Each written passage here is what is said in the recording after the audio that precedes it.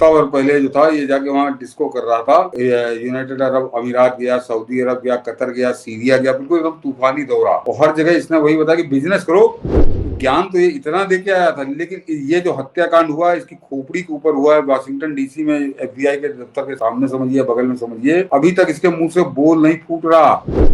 तो ये अब डोनाल्ड ट्रंप के कितना पानी है और कितना इसके डंडे में दम है। एक बार फिर ये नंगा होगा। नंगा इसको जेलेंस्की और पुतिन लगातार कर रहे हैं। उसने कहा मेरी इतनी हैसियत तो है नहीं कि मैं आपको 3,000 करोड़ का विमान भेंट कर सकूं। तो कतर से लेके आया था आतंकवादी को छोड़ने के, उसमें तो उसमें ट्रंप का चेहरा देखने लायक था।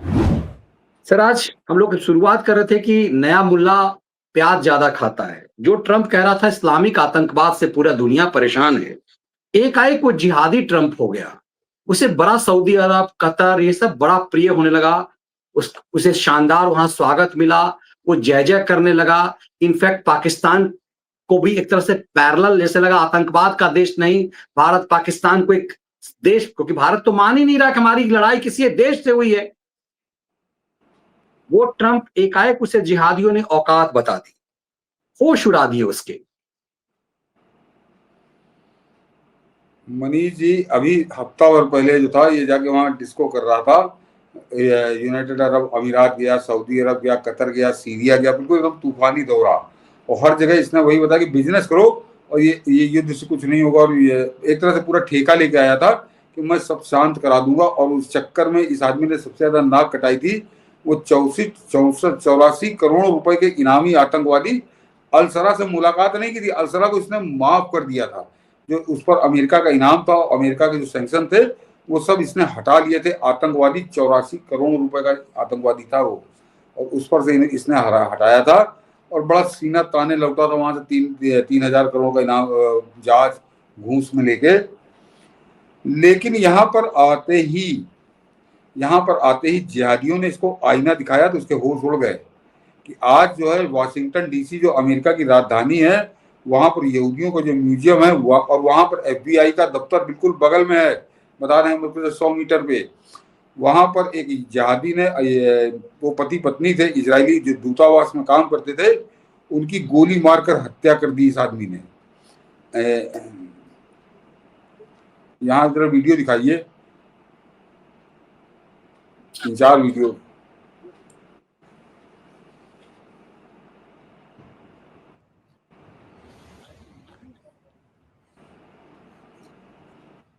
ये भूल गया था इस्लामिक आतंकवाद, इसे फिर याद दिला दिया गया कि नहीं भाई, ये सऊदी अरब के जहाज में अय्यासी करते करते भूल गया था इस्लामिक आतंकवाद। इसी ने बोला, दूसरा किसी नेता ने नहीं बोला था, इसी ने बोला था इस्लामिक आतंकवाद।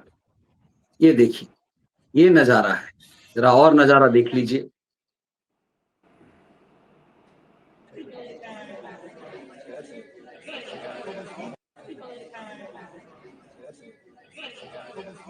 जी। और जो सबसे ज्यादा मनीष जी खास बात है कि ज्ञान तो ये इतना दे के आया था, लेकिन ये जो हत्याकांड हुआ इसकी खोपड़ी के ऊपर हुआ है, वाशिंगटन डीसी में FBI के दफ्तर के सामने समझिए, बगल में समझिए, अभी तक इसके मुंह से बोल नहीं फूट रहा। ये गूंगा बहिरा बना बैठा है क्योंकि इसके ऊपर जूता मारा है इजराइल के जेरूसलम से।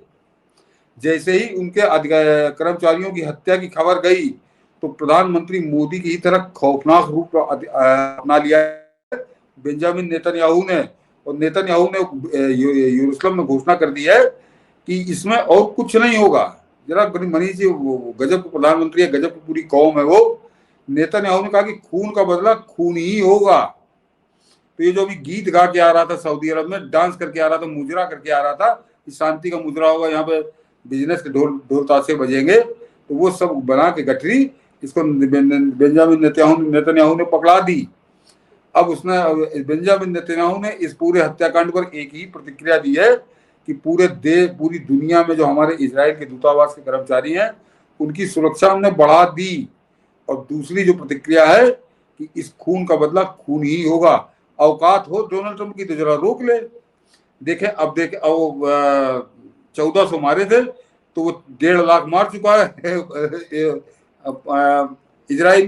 तो अब वो कितने मारेगा, क्योंकि ये उसके दूतावास के कर्मचारी हैं, आम आदमी नहीं है।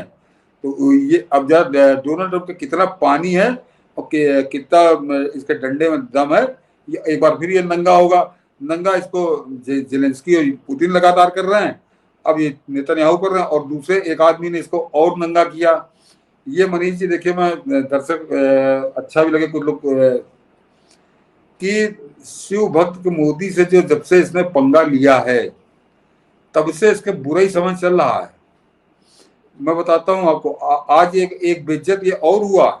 इसने बड़ा घटिया काम किया कि वो साउथ अफ्रीका का प्रेसिडेंट इससे मिलने आया था।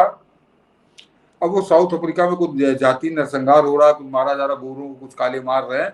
अब वो घटना कितनी सही है कितनी गलत है तो वही लोग जानते होंगे।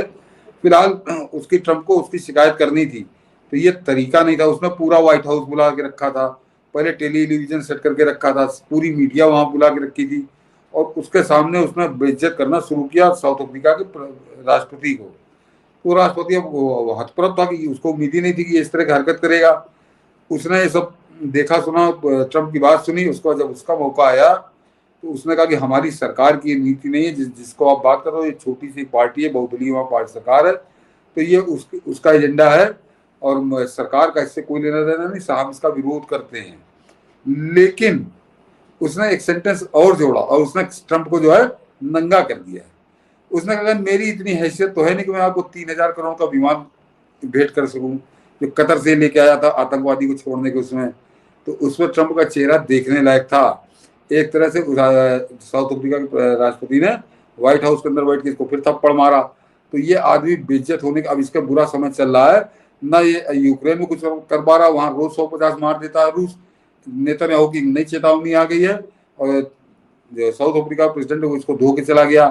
तो ये आदमी अब तो इस पे निगाह है दुनिया की कि नेतन्याहू को कैसे रोकोगे, रोको जरा, तुम में दम हो तो। क्योंकि वो जो खून का बदला खून बहेगा तो वो कोई श्रीलंका में आके थोड़ी बहाएगा, वो उसी अरब वर्ल्ड में बहाएगा, उसी लेबनान में बहाएगा, उसी गाजा में बहाएगा, या जहां जिहादी बैठे होंगे वहां बहाएगा। तो अब तो ट्रंप को जरा अपना संभाले कि कैसे रोकोगे तुम नेतन्याहू को, उसको कैसे ज्ञान दोगे शांति का, जो बिजनेस का खोपड़ी में लाते घूम रहे थे। क्योंकि ये जो 2 आदमी मरे हैं वाशिंगटन डीसी में, मनीष जी, ये मौतें बहुत महंगी पड़ेंगी इन जिहादियों को। मौतें बहुत महंगी पड़ेगी। और ट्रंप को भी फिर लौट कर, कहते हैं ना घर का बुद्धू लौट के आए, वो पूरी तरह से बुद्धू ये लौट कर आएगा। और इसने अपने आप को बुद्धू सही मामले में साबित कर दिया। ये दुनिया देख रही है इस चीज को। हाँ हाँ,